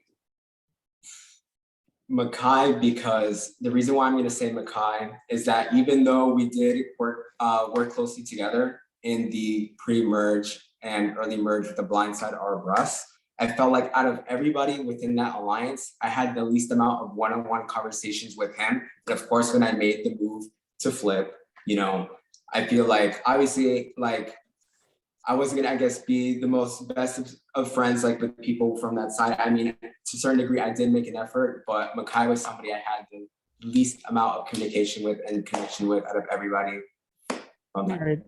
I disagree because I feel like you isolated yourself a lot from people on the bottom. From my opinion, if you were better than us, you put ourselves up in a Rapunzel tower, except that we wanted to be part of the tower. I actually have a quote saved that I sent to I think Lorna, if I'm not mistaken. If I can find it. Maybe not. Just give me a minute. But while we wait, there's another point that I wanted to make. I told you before I went home, don't let Devin go to fire. I told you that. I told you letting Devin go to fire will be the biggest mistake of your game. I would rather respect you for voting out AJ or voting out Jordan than letting Devin go to fire because it was just another move on his resume. And what did you do? Let him go to fire. Can I respond to that? Like my reasoning behind it? Don't make it long. Okay, so the reason why I did that was because in this game, I feel like you have to take risks, and I feel like there's a shot, of course, of him going in fire, and I felt like either way, no matter how the vote went, he could have used it to benefit his seat talk. He gave me an argument as to why I should vote AJ over him. He easily claim that as his move that he persuaded me to vote AJ, even though he was the bigger threat. So I feel like either way, he could have proposed some type of argument that would have benefited his own. I disagree because I feel like you could have came up here tonight and said, I made a decision not to let Devin go to fire because it would have bettered his resume. I feel like that's a more respectable move. Or I feel like even you saying, hey, look, let me go beat Devin in fire and earn my spot here. I think that's more respectable. I just think it shows how scared of a gameplay that you continued to play. No. I have a quote that says, the overwhelming sense of wanting to belong is worse than trying to belong in a place where you're not wanted. I feel like that quote summarizes people who came from the bottom, somebody like me, somebody like Makai, somebody like Fisher, somebody like Luna, who had to fight our ass off every single day in the game because we were isolated from the majority of lines, being told that nobody wanted to make a move with us. You constantly slammed the door in our face multiple times, telling us that I can't make a move with you. And that left a really bitter taste in my mouth as I went out this game because, I view somebody who should win the game as somebody who's opportunistic and is not afraid to do anything, somebody who takes risk and it pays off. You took very little risk, and I don't think it will pay off for you tonight. Now I'm going to move on to Devin. I want to move on to Devin. It's kind of a weird relationship we have. We fought at the merge tribal, or one of the merge tribals, and then we became duo later in the game. But first, I want to start off by saying, you didn't have any impact over my idol play. Lorna told me they were voting you, and Andy's fuck up is why I played my idol on you, because Andy was so scared that he was about to go home because I faked bluffed an idol. Before Brady could say the idol was fake, Andy was begging for AJ's idol, which is why I played my idol on you. So it was basically me reading Andy versus anything that you said. Other than that, I respect you a whole hell of a lot for not giving up. You had to fight for your spot to get here harder than anybody else. You were supposed to go home multiple times, and they had the shot to take it at you. They had opportunity to take you out of Final 7 when I bought my immunity. They could have done that. Yes, they were afraid of the 3 goats in their minds to make it to the end. They had an opportunity to work with me at Final 6. They chose the opposite route. So I highly commend you for making this far. I do think you were sporadic and chaotic in times where it didn't need to be like that. I feel like there was different tribals where you could have sat back and been quiet and you chose not to. So that kind of, leads me away from voting for you. Like, my vote is not locked on you, and I don't want that to be misconstrued any other way. I can still vote anybody here tonight. But other than that, I do think you played a very strong game. You did what I couldn't. You fought your ass off from the bottom because I fell short, and I respect you for that. The only thing I don't really respect is you promising. I'm one to be loyal and not break a promise. I don't like breaking promises. Even if that loses me the game, it's the one thing that I just don't do. And when you made your promise to give me immunity at Final 5, and then you didn't do it, kind of leaves a bitter taste in my mouth because you made that promise knowing that you had the opportunity to go home at Final 5. I didn't hold a gun to your head and say, make me this promise. You chose to do that on your free will, and you burnt me just to better yourself. That's something I don't do. I don't respect it 100% of the time because, as you can tell in all the games that I play, I'm willing to lose to my ally because I'm loyal. And feel free to respond. So I am normally like that exact same way. But I did that in Nikki Poo Poo season 1, got 5th place, lost to Rachel. And not season 1, like my first season. I did that again in another Nikki Poo Poo season. I did that in OSC, got 8th place. I could not continue to lose. And that's why I didn't want to vote you. And I worked, Jordan can vouch, I did work and try to get Jordan to flip there. But at a certain point, it was like, am I going to give up this immunity and risk myself going home to help somebody who I think, like, for example, I think you get like someone like Makai's vote or someone who I think I have a shot at getting now. Like, am I going to give myself up for somebody else? Think of and how am I going to look if I give this person immunity when I know my name's out there, that like you said, like risk takers and paying off, that was one risk that I had to come to the conclusion that I wasn't willing to take because I had made so many risks prior that got me to that position. And I wouldn't have been able to live with myself if I got 6th, 5th, 4th again, you know? I agree with that. I agree your standpoint of where you come from. And to be honest, I do think it might be the arrogance in me, but from reading the jury chat, I definitely do think I kick your ass if I'm sitting there at the end versus anybody. But that's just my opinion. Things still went differently at FTC depending on how things went. But I commend you all for making it there. You did what I couldn't do a second time. And I respect the hell out of all of you. I love you all outside the game. But this jury was very soft on you guys, and somebody had to come in and rip the fucking band-aid off and expose all your wounds. So I am done. Don't lie in your final speeches, because if you lie even once, I swear to God, you lie once, you lose my vote and any chance that you had at it. And I'm making sure if you did lie, I'm telling the whole jury what you lied about. So keep that in mind, and I am done. Thank you, Brady and Jonah. Loved it. Second time. Yeah, I'm out. All right. Thank you, Justin. And that will take us to our final juror, which is AJ. So AJ, if you're here, you can go ahead and speak. Oh God, it's Mikhail reincarnated. All right. Is he even on here? Is AJ on here? He's not even on here, is he? Yes, AJ, it's your turn. AJ is here. Okay. Has to unmute. Oh, AJ's in the chat. Oh, isn't he? Yes, it's your turn, AJ.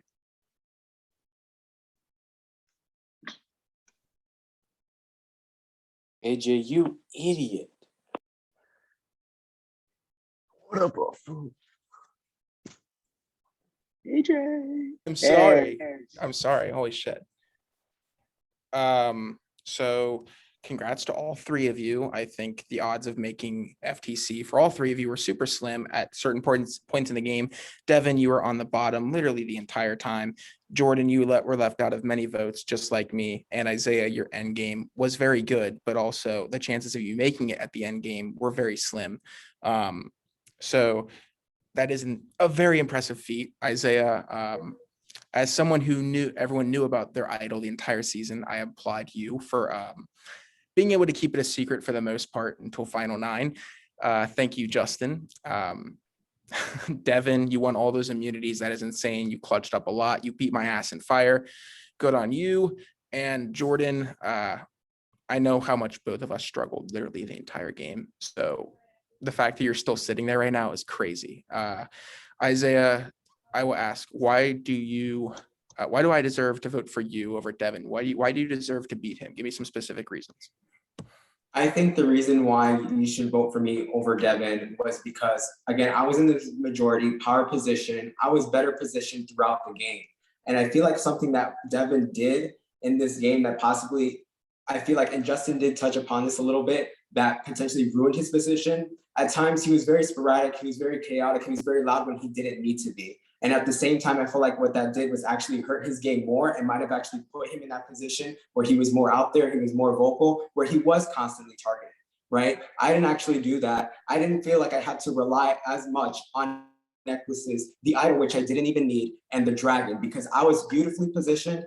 I may have been a little quiet, but I wasn't silent. Devin said that my life in the game at one point was flat. I didn't have a voice and a face and I wasn't using it. But my voice was loud when the pen hits a parchment because I was the person who voted correctly majority of the times at anybody in this game, right? So that voice was heard. So I think that's the reason why I should win. I was better positioned throughout this game. I didn't have to heavily rely on necklaces, idols, and things like that, rather than my strategic gameplay. And it showed at 5 and 6. I didn't have a necklace to hide behind. I did not have an idol.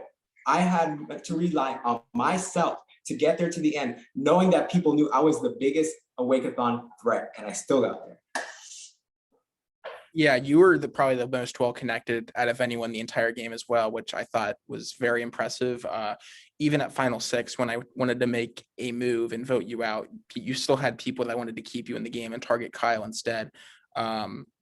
So like I honestly can't believe you made it here. That was insane. That's really shocking for me. I mean, Devin as well, but Devin was safe a lot of the time in the end portion. You were not. So applause to you, Devin. I have the same question for you about Isaiah. Why do you deserve my vote? So a couple of things. One, he said he didn't hide behind immunities, but at Final Four had the full opportunity to give it up because he knew, AJ, you weren't voting him regardless because you even said that you wanted him to have his chance at winning. So if he would have gave that up and beat me at 5, he has this win on lock. So he did hide behind at least one immunity. Like he said, he won 3 of them. Secondly, the wake-a-thon lasted for a minute, so I don't know. But thirdly, my last point why I should beat him is because of our messages that I want to read out loud. You said, and I quote, "I think you beat anyone, to be honest." Then you said, "It's not even if you've run a vote, your story has been crazy far. I think it's very easy to see you winning. Devin, we both know how well you're doing. Don't BS it. You tried saying the same thing in OSC. I'm not trying to come to you, but we both know how well you're doing." And then our very last, and then you said two more messages I want to read. You said, "Devin, I'm just being real. Regardless of what happened, I know you win at the end over anyone. Everyone knows it." And then the last message I want to read is you said, "Congrats, bro. You're like a cat in the game with 9 lives." Everyone knew that I had a shot at beating him from beginning. Isaiah might not have hid behind immunities, but he damn sure hid behind me because he knew I was a bigger threat. Where he messed up was he didn't take me out when he had the opportunity. And if I had a chance to sit out here, I had the story and I've explained that I have strategic prowess to back it up. Yes, I won immunities, but everyone went into those immunity challenges going to win those immunity challenges. Everyone wanted to win. And I want to say my immunity wins were a lot harder than one round of an awake-a-thon. I threw up twice doing a gauntlet. I worked in the, okay, Ford emojis doesn't count, but like, I guess my copy and paste was quick. I beat you in Build Fire and Blow Fire. And when you walked out, before you walked out, you said the undestructible or the master Devin or whatever. I don't remember the exact word you said, but you said basically like I was this big person who was this threat all season and nobody was able to get me out. And at Final 7, like Justin said, they had the opportunity and went after Lorna and not me. And that was my move. Isaiah stated earlier that that was the most crucial point in his game. That vote flipped because of Devin Selman playing Kyle and playing Isaiah. So his most crucial move was my move. That is a very good answer. I know you were targeted literally the entire merge from the first merge vote on. So I think it says a lot that you're a great player, that you were able to make the end even after that. I will say, you called me, you got really mad at me that day when I sent those messages, and you called me rude, and you said that was inaccurate that day that I sent those messages. So I don't think it's right that you should be using those same exact messages now in order to better your speech, because I think that's bullshit, but I still think that you played well. I just don't like that, because if you're going to own up to those messages being good, if you're going to own up to them, you should have owned up to them at Final 8 or whenever I sent them. Why would I own up to them in the game? I'm trying to because I not said I seem wasn't as trying such to a big bullshit. threat. Because I said I wasn't trying to bullshit you. That's why I sent him in the first place. And I was trying to BS you. That's the game. You're not gonna BS me though. Like that like when I literally told you. So still applause you though. Jordan, I'm honestly very glad to see you in the final 3. We were together since the second swap, literally all the way up to the end. We were very close allies, if not number ones, the entire time, voting incorrectly. It was just fun to see how the both of us got so far. People obviously said that because we didn't have a chance at winning, but it was still very impressive for both of us to get as far as we did. I want you to give me literally any main reasons on why I should vote you. I know how good of a game that you played, regardless of what other people say. You tried your ass off day after day.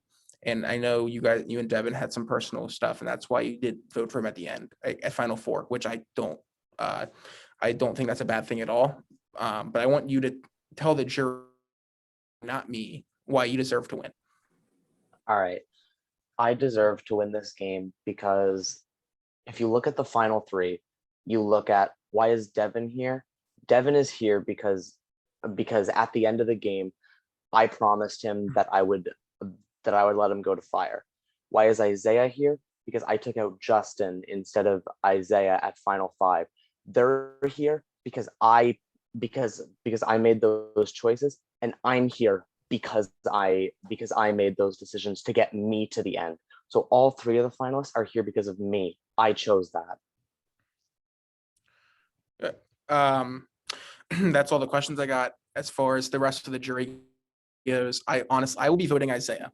I think he deserves it. He played a fantastic game. I'm sorry, Jordan. No, all three of you played great. All three. I don't care what everyone else says. All three of you played very well. I think this is a very, very good final three.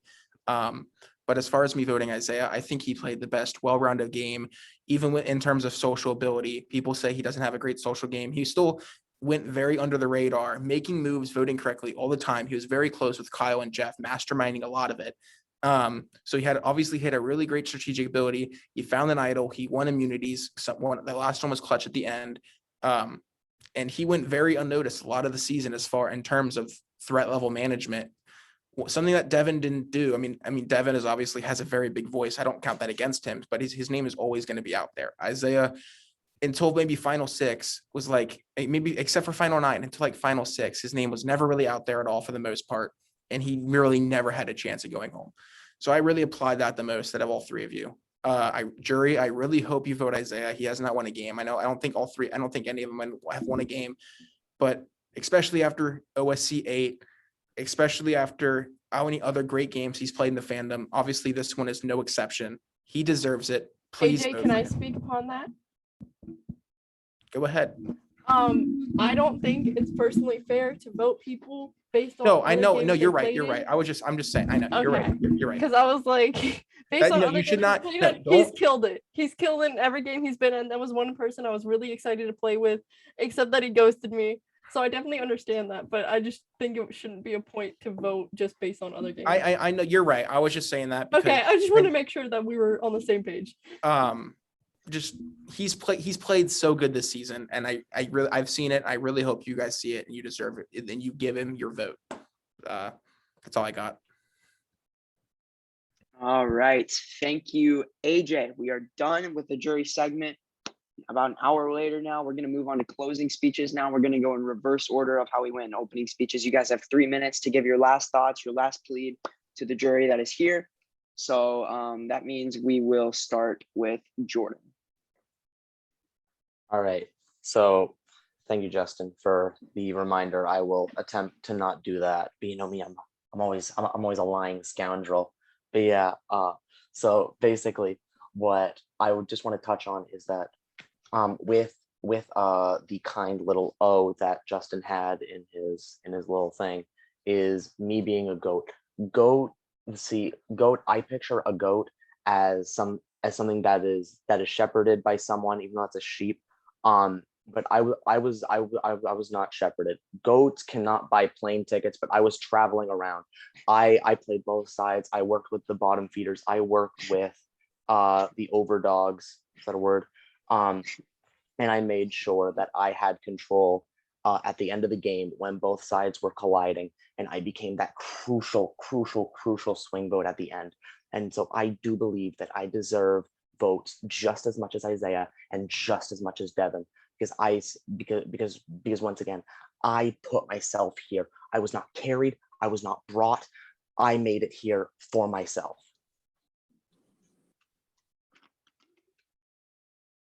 All right. Thank you, Jordan. We will now Brady, move on to Devin.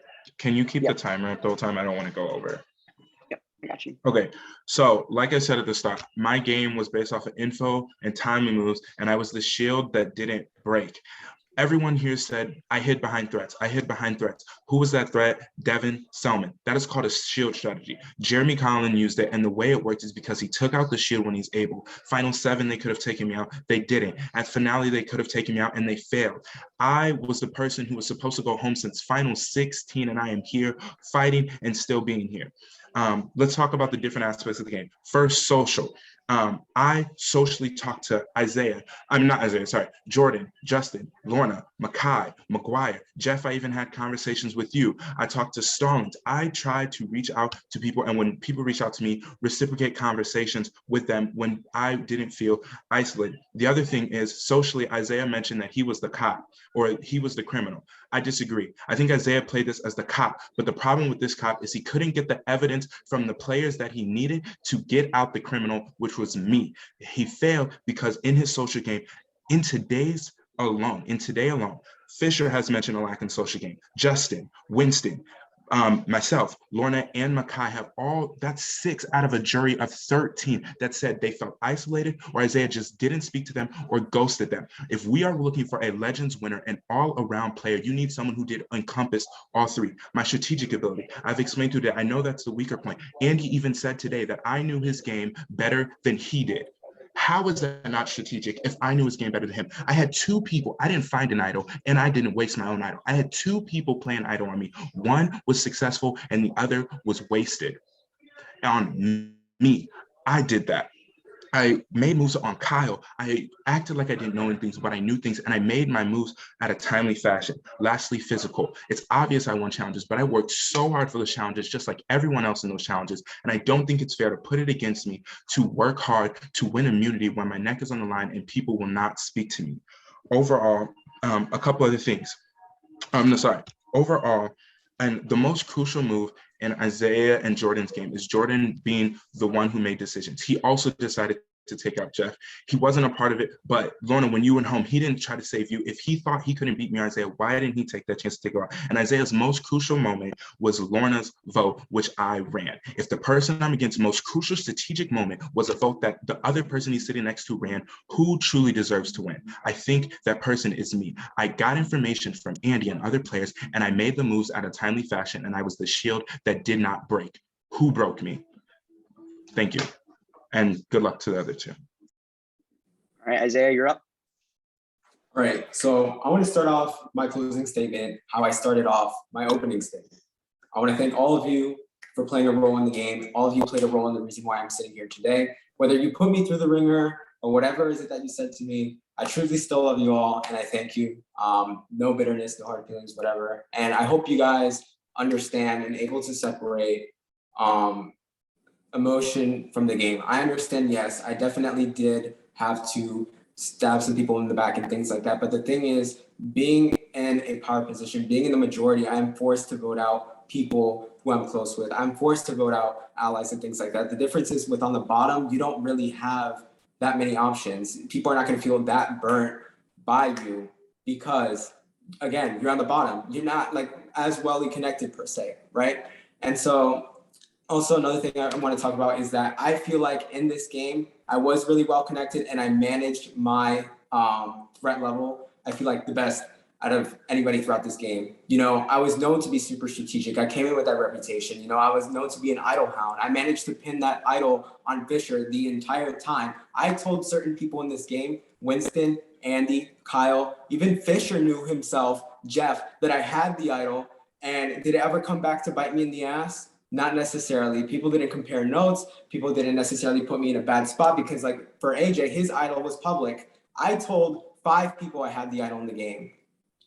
5 people, that's a lot of people. And did it ever leak and was it public knowledge? No. Wait, and I think that shows my ability to make those one-on-one social bonds. I know I'm not like, didn't have one-on-one personal connections with all of you, but I'm more of a person that functions with smaller groups, smaller connections within the game. Once again, even though if I didn't have a connection with you, I hope I could definitely talk outside the game, whether you vote for me or not. It doesn't matter. I'm still open to have that conversation. And, you know, I also want to touch upon the fear of making moves or the fear of making moves, right? The thing is, I feel like also sometimes you guys need to understand is that I have to make a move that makes sense for me. I have to make a move that makes sense for my positioning within the game. I understand the bottom is there, and I always saw there's opportunity everywhere to work with people in the game. But at the end of the day, I have to make a move that makes sense for me. And at the time being, you know, it made sense for me to stay with my lines. I was in a power position. It made sense for me to flip on blindside RS. You know, again, another heavy hitter is I felt like I managed my threat level. I wasn't like emerged as a legitimate target until the very end. I voted correctly the most times out of the season because I was out there controlling votes. I was out there in the know. I was constantly moving around.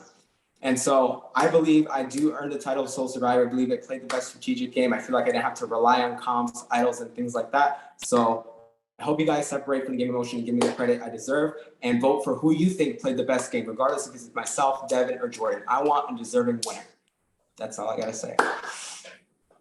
All right, there we are. That concludes final tribal council.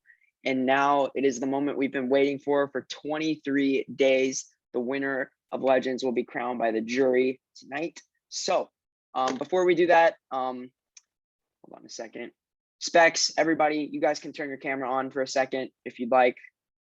I just want to say You're all banned. You're all banned from spectating. I just want to say real quick, we're entering a new era of Hub Games after this season, and it has been a long, long ride to season 20. We have made it all the way to the end. Like, it's kind of sad that it's already over, but don't be sad it's over. Be happy that it's happened. So I guess you could say that, but I just want to thank all of you guys for all that you have done for Hub Games over the past year and a half. We are nearly 2 years since this franchise officially started. So I thank you guys all for everything you have done for this game. So let's just give it a little clap up, real quick.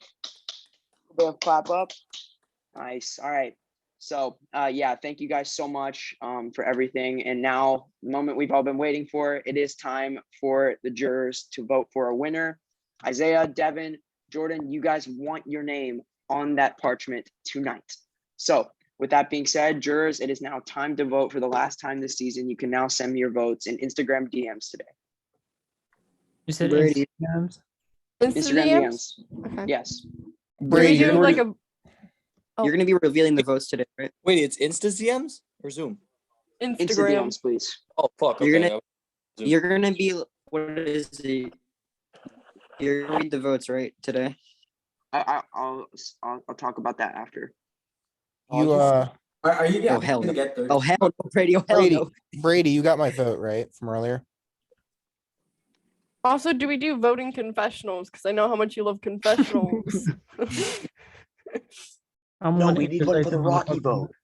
Come on. Yeah, I haven't sent mine for the Rocky vote yet.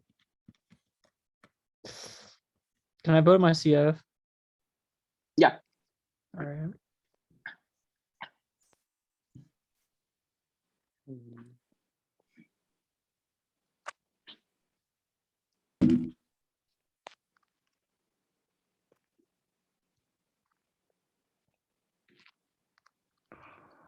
Watch the reunion be live when we have to watch the 20 episodes on YouTube. No, it better not be.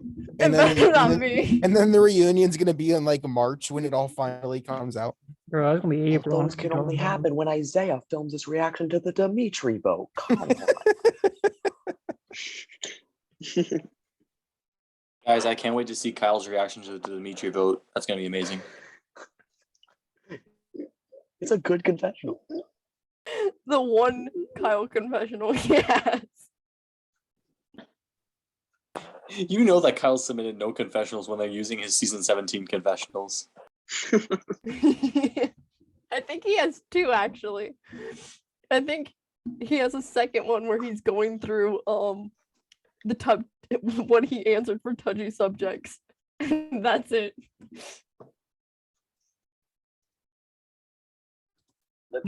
Check DM. Just keep breathing and breathing and breathing and breathing. Jack. Sorry.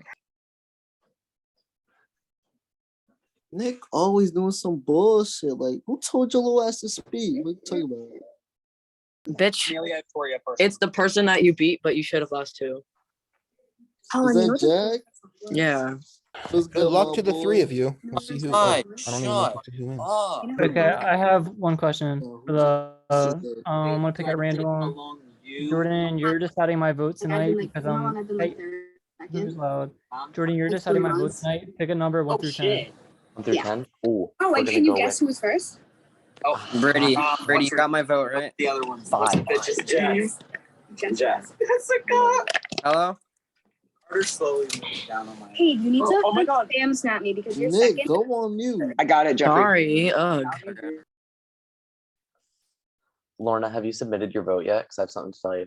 Oh, what's up? No, have you submitted your vote? first of No. all?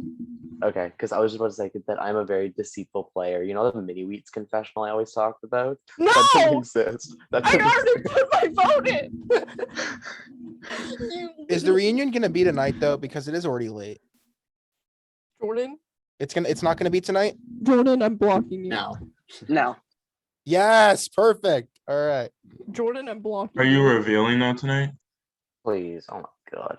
If you freaking draw this out, I'm already gonna cry myself to sleep. Jordan, how does it feel? You decided my vote. Feels great. Wait, Jordan, are you serious about not having that mini wheats confessional? I ate mini wheats in a confessional, but it wasn't just me eating mini wheats. Okay. Wow. I'm sorry. I know you feel betrayed. Brady, I by sent me. you my vote. This is normally the type of stuff that comes out at the reunion, but Brady and Jonah feel like being meanie poos. Rachel, Andy, how was your 6th month? It was good, thanks. He's hosting his tribal or something. But Like you didn't say anniversary, so it just kind of sounds like, how was your 6th month? Oh yeah, how was your 6th month on the earth? just we were gonna go out for dinner last night, and then we were Boy, you know you better come give me that dick.